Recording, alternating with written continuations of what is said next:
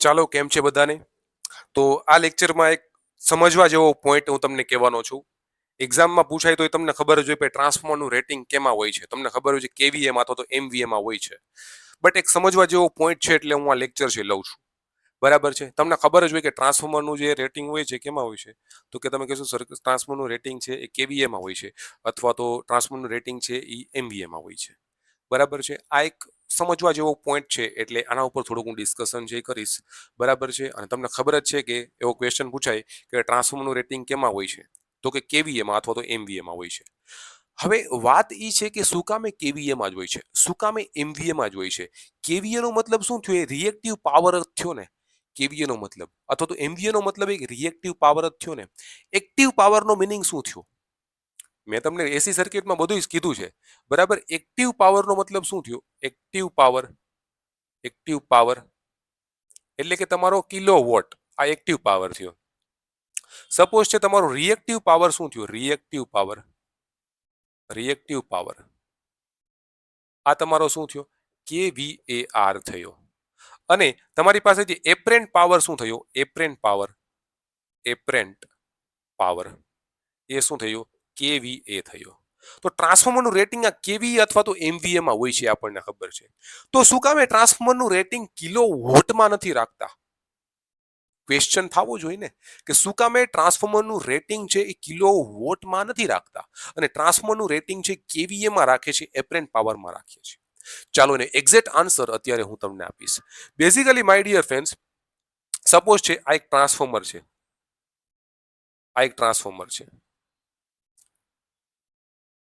આ ટ્રાન્સફોર્મર હારે આ એક ગામ કનેક્ટેડ છે, આ બીજું ગામ કનેક્ટેડ છે, આ ત્રીજું ગામ કનેક્ટેડ છે. આ તમારા ગામ કનેક્ટેડ છે ટ્રાન્સફોર્મરમાં. બરાબર. આ તમારું એક ટીઆર છે, TR1. આનું રેટિંગ છે કે એમાં કેવીએ માં છે. હવે માય ડિયર ફ્રેન્ડ્સ, આ કિલો વોટમાં રેટિંગ કેનું હોય એ તમે મને કહો. તમારી ઘરે કોઈ પણ કમ્પોનન્ટ હશે, જેમ કે પંખો હશે, જેમ કે ફેન હશે, બરાબર, મોટર હશે, પાણીની મોટર હશે, બરાબર, બલ્બ હશે, એ બધાના રેટિંગ કેમાં હશે? કિલો વોટમાં રેટિંગ હશે.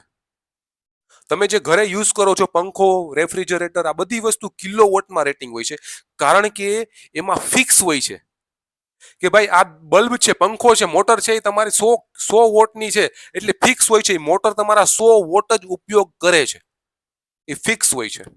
જેમ કે તમારા ફેન છે, ફેન બરાબર, એ તમારો ફિક્સ હોય છે કે ભાઈ ફેન છે તમારો છે 100 વોટનો છે ફેન, તો એ તમારો 100 વોટ જ ફેન ઉપયોગ કરે છે પર કલાક. એ ફિક્સ હોય છે. એટલા માટે જે ફિક્સ હોય છે, જેનું રેટિંગ ફિક્સ હોય છે, જે કેટલો પાવર ઉપયોગ કરે છે ફિક્સ હોય છે, એનું રેટિંગ કિલો વોટમાં રાખવામાં આવે છે. બટ ટ્રાન્સફોર્મરમાં શું થાય? ટ્રાન્સફોર્મરમાં માય ડિયર ફ્રેન્ડ્સ, અહીંથી ક્યારેક છે પાવર છે 100 વોટનો પણ જાય, ક્યારેક પાવર તમારો 200 વોટનો પણ જાય, ક્યારેક પાવર તમારો 300 વોટનો પણ જાય. ટ્રાન્સફોર્મરનું રેટિંગ આ લોડ ઉપર ડિપેન્ડેન્ટ છે, ગામના લોડ ઉપર. કે ભાઈ આમાં હું તો ક્યારેક ગમે ત્યારે મારો પંખો બંધ કરી દઉં, ગમે ત્યારે મારી લાઇટ બંધ કરી દઉં, ગમે ત્યારે હું મારા આખા ઘરની લાઇટું બધું ચાલુ કરું, મને મન ફાવે ત્યારે હું લાઇટ ચાલુ કરું છું.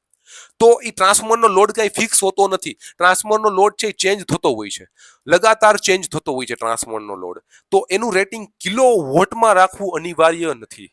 એનું રેટિંગ છે એ કેવીએમાં રાખવું પડે છે. શું કામે? કેમ કે એનો લોડ છે ફિક્સ નથી, એટલા માટે. જેનો લોડ ફિક્સ હોય એનું રેટિંગ છે કિલો વોટમાં હોય છે, બટ જેનો લોડ ફિક્સ ના હોય એનું રેટિંગ કેમાં હોય છે? કેવીએમાં હોય છે. બરાબર છે? ક્લિયર થઈ ગઈ એટલી વસ્તુ? ઓકે. બરાબર. આ વસ્તુ મેં તમને સમજાવી દીધી, કમ્પ્લીટલી ક્લિયર છે. બરાબર છે. હવે માય ડિયર ફ્રેન્ડ્સ, એક તો કેવીએમાં છે એટલા માટે ગામમાં તો બધા ઇન્ડક્ટિવ મોટર ને બધું યુઝ કરતા હોય, તો હામો રિએક્ટિવ પાવર આવતો હોય ને માય ડિયર ફ્રેન્ડ. પાછો પાવર મોકલે ખરા ને પાછો પાવર કન્ઝ્યુમ કરે, રિએક્ટિવ પાવર એ લે ટ્રાન્સફોર્મર. એટલા માટે ટ્રાન્સફોર્મરનું રેટિંગ કેવીએમાં રાખવામાં આવે છે, ના કે કિલોવોટમાં. બરાબર છે? ક્લિયર છે? Okay done. બસ આ નાનો જ પોઈન્ટ હતો, એ મારે તમને કેવો હતો. બરાબર છે? બાકી તમે એમસીક્યુ તેમ જ પૂછે ટ્રાન્સફોર્મરનું રેટિંગ કેમાં હોય છે, તો કેવીએમાં. બીજું કાંઈ એમસીક્યુ આની અંદરથી પૂછાતો નથી. બરાબર છે? તો મળીશું હવે આપણે આપણા નેક્સ્ટ લેક્ચરની અંદર. ઓકે.